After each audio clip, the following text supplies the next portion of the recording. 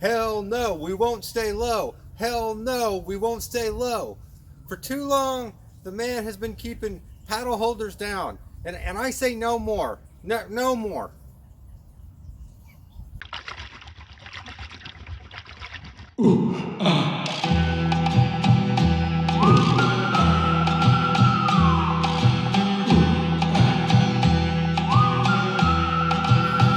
All right, welcome back to very cold Oklahoma today. I mean, it's April, and I think the high today was 35 degrees.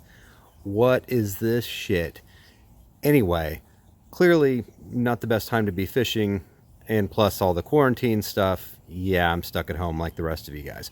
So what I'm going to do is I'm going to spend a little bit of time here doing a DIY project. And what I've got going today, as you can see right here, love these Yakattack Roto Grip paddle holders. And typically what I like to do is I like to lay my paddle across the boat here. And as you can see right there, fits right in, right?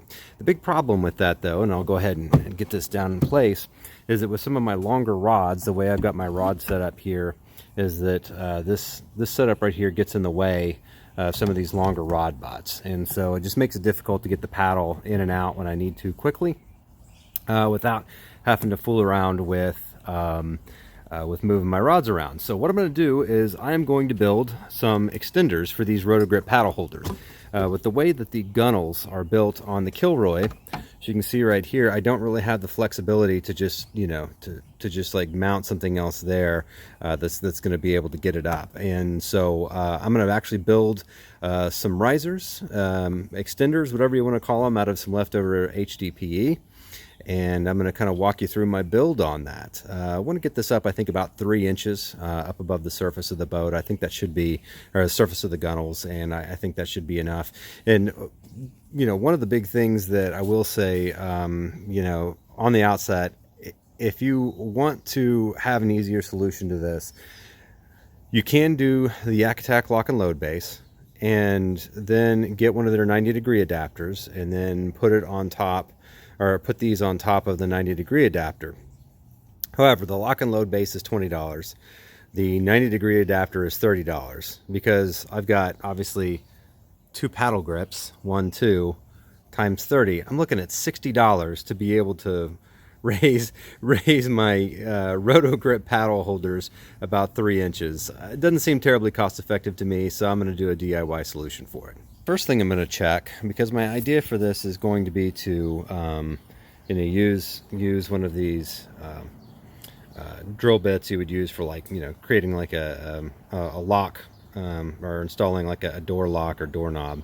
And so I'm going to just check to make sure that I have enough room that it'll fit in the Yakattack adapter and not bump into the gunnel here. And I think I'm good. So it looks like that's going to be just about perfect for this build. So what I'm going to do is I'm actually going to take a sheet of HDPE, and then I'm going to punch out essentially numerous versions of this, and just kind of build a layered stack on top of each other. And then I'm going to run some thread, 1/4-20 thread, up through that, and be able to mount my paddle holder on top of it. All right, so I'm now out here in my workshop. I've got my hammer drill, which I'm going to use. I don't know if you've ever used any of these, this type of drill bit before, but they do tend to have quite a bit of tension they put in place. So as you can see, I have gone ahead and you know, clamped this down just to make sure that it doesn't twist around on me when I try to use it. This is a 1 3/4 inch bit that I'm using right here, and I'm going to just punch some holes out of this real quick. Alright, and that is going to be the first piece of our stack, and this is 1/2 inch HDPE I'm using here, and if you haven't used it, it's weird stuff to drill into.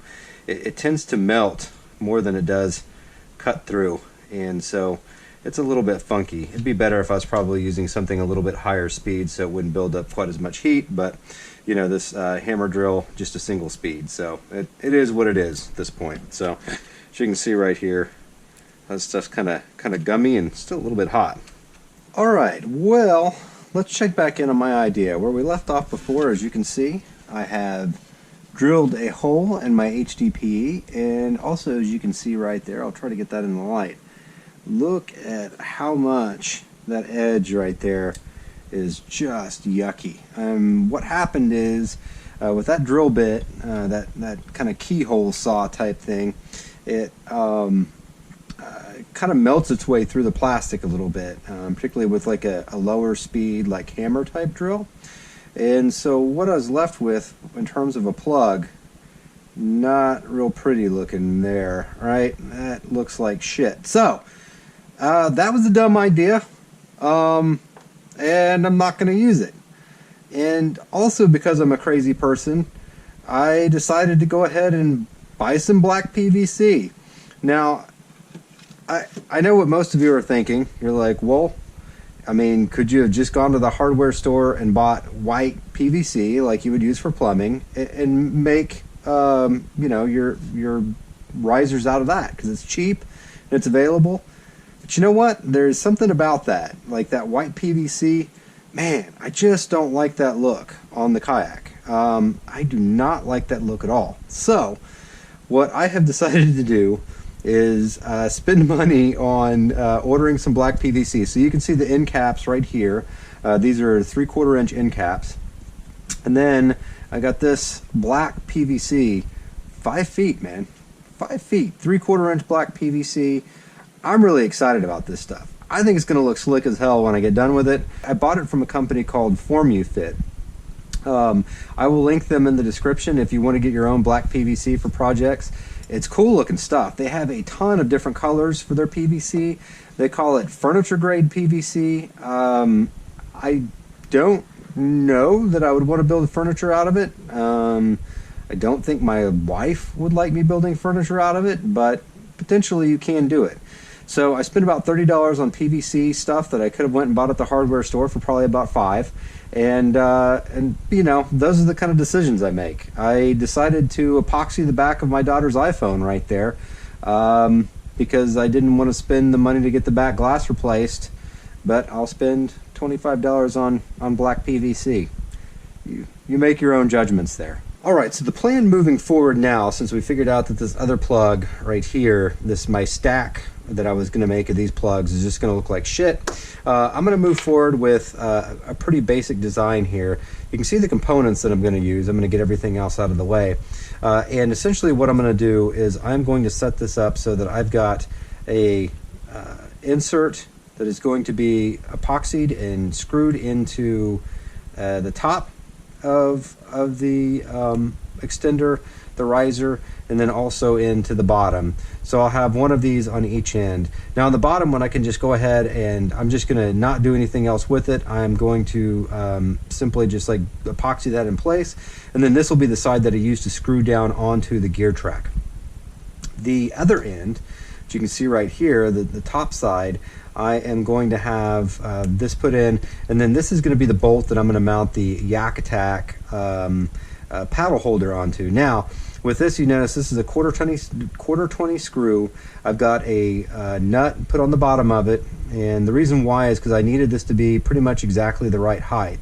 As you can see with this threaded insert on here, I am going to be able to put the height right where I need it to fit up into the paddle holder without running into the issue of having it be too long. If this thread is too long, as you can see the Yakattack mounts on here, I'm going to give you a demonstration here real quick. Like, this is the perfect height for this thing to be able to snug right down, and you can see that insert in there is perfect, right?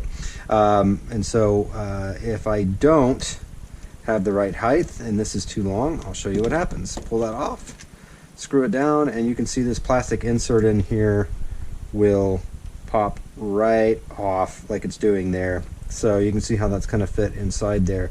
So I've got to make sure that that's the right height on the bolt that's coming through.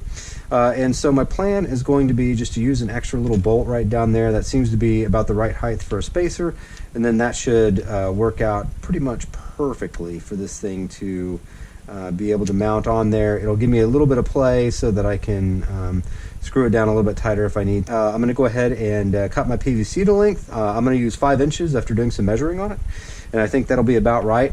And so I'm going to cut 5-inch pieces here. I'm going to drill these out and put my inserts in, and I'll be showing that here to you in just a second. So basically what I want to make sure and do here is just make sure that these two are the same length, and you know, maybe like a very small difference there, 32nd, 16th of an inch, something like that.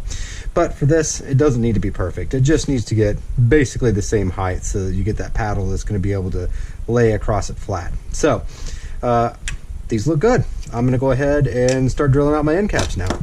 All right, so as you can see, I've got my two with my inserts, and those would be the two that's glued that screw down onto the gear truck. And then I've got my two finished up here that have the bolts that come out of the top, and this will be the side that actually the Rotogrip paddle holders fit onto. So now all I need to do is just get these glued in place, and then we're pretty much done with this, I think, right? All right. All right, there we go. Couple of little peas in a pod right there. Look at that. All right, those should be good to go. And then tomorrow I'll get the riser screwed on there, and we'll put the paddles on and see how it all looks. All right, so here they are mounted in place. As you can see, I've got one on this side, and then I've got one on this side over here. Because I do have this mounted on the trailer, I'll be honest, I was just too lazy to take this off the trailer and then want to put it back on. So what I'm going to do instead is just give you a little bit of a demonstration with a half paddle, and you can see how well these things grip here. But here we go. Now this just, man, it's hard to do with one hand. All right.